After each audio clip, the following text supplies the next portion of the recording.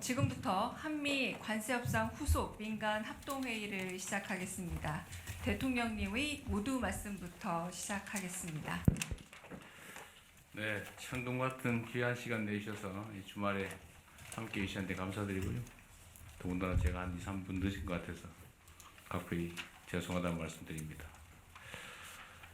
이번 한미 통상안보협상 과정에서 많은 분들이 애쓰셨지만 가장 애를 많이 쓰신 것은 역시 여기 계신 분들을 포함한 기업인들이십니다.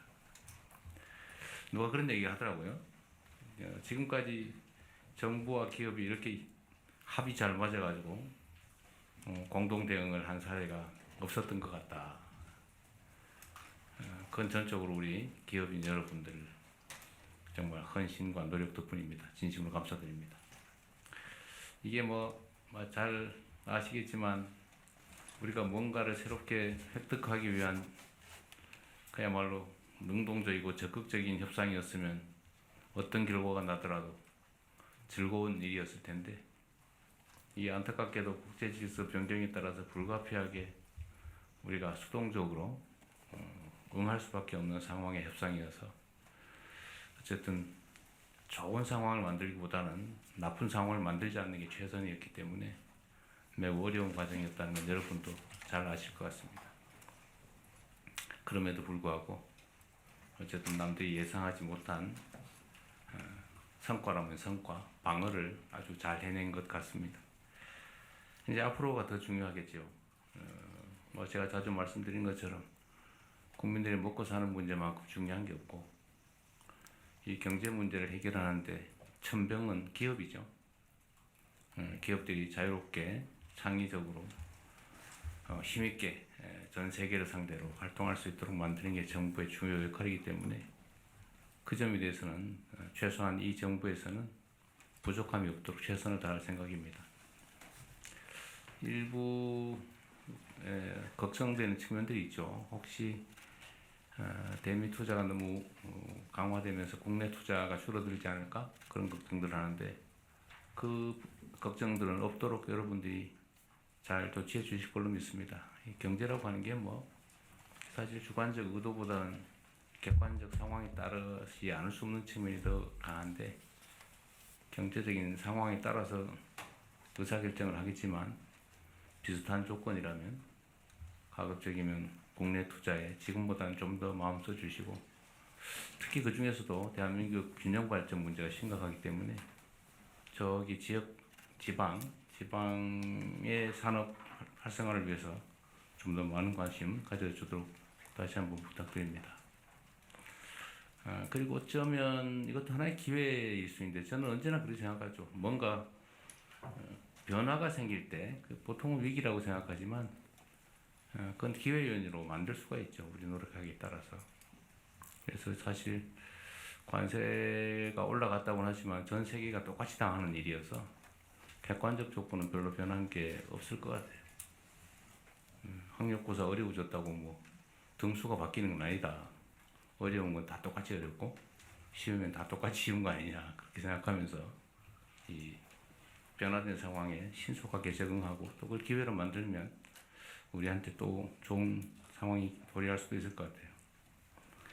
특히 우리가 대미 금융 투자 또는 금융을 하지 않을 수 없게 됐는데, 그 부분을 우리 정부 측하고 잘 협의를 하셔가지고 기회로 잘 활용하면 좋을 것 같습니다.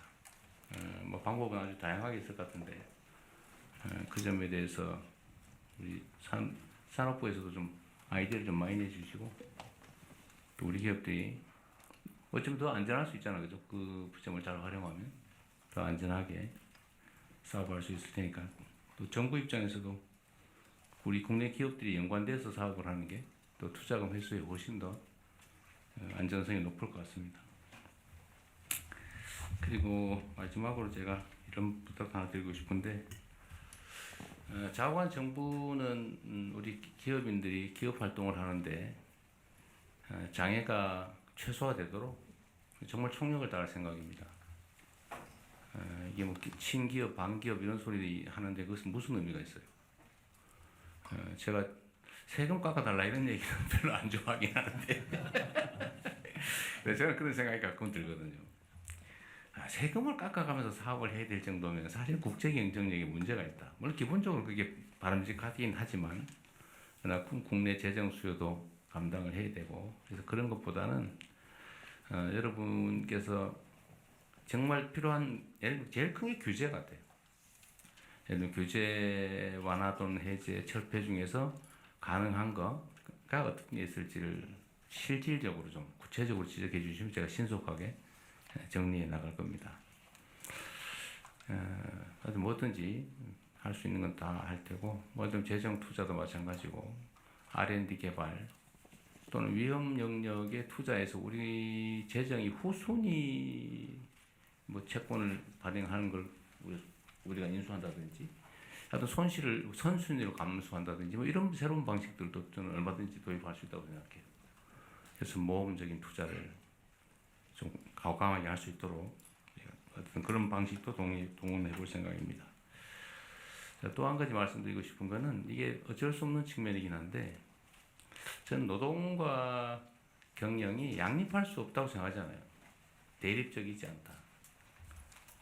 근본적으로 노동 없이 기업하기도 어렵고 기업 없이 일자리 노동이 존립할 수도 없는데 상호 보완적이고 상생적인 이 요소가 언제부터인가 너무 적대화되고 있는 것 같아요. 또 한편으로 제가 노동계에도 비슷한 얘기를 합니다만 기업 측면에서도 임금 착취라는 소리를 들어가면서 노동 비용을 줄여서 국제 경쟁력을 가질 수 있겠냐.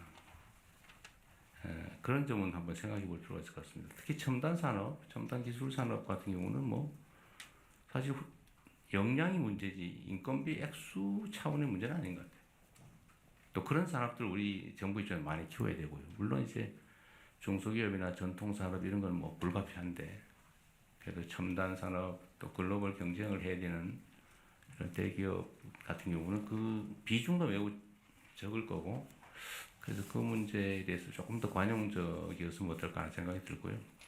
제가 이따 비공개 자리에서도 한 말씀드리겠습니다만 우리가 한 번은 이런 고용 유연성 문제 그 다음에 그 고용 불안정에 대한 노동자들의 공포를 해결하려면 사회 안전망을 강화해야 되는데 그 재원 조달하는 문제 이런 것들을 좀 종합적으로 있는데 터놓고 한번 사회적인 대대적인 논쟁을 통해서 일정한 합의가 좀 이루어야 되지 않을까. 소위 사회적 대토론과 대타협에 이르러야 되지 않을까 그런 생각을 좀 합니다. 숨겨놓지 말고 그냥 터놓고 한번 언젠가는 그런 얘기들 한번 했으면 좋겠습니다. 여하튼 우리 회장님들 정말로 고생 많으셨고요. 우리 김정관 장관 터프 사나이 정말 많이 쓰셨어요. 안보실장도 마찬가지고 정책실장도 그러시고 다들 우리 참모들도 또 강요들도 협상단도 특히 우리 기업인 여러분 애쓰셨습니다. 고맙습니다. 환영합니다.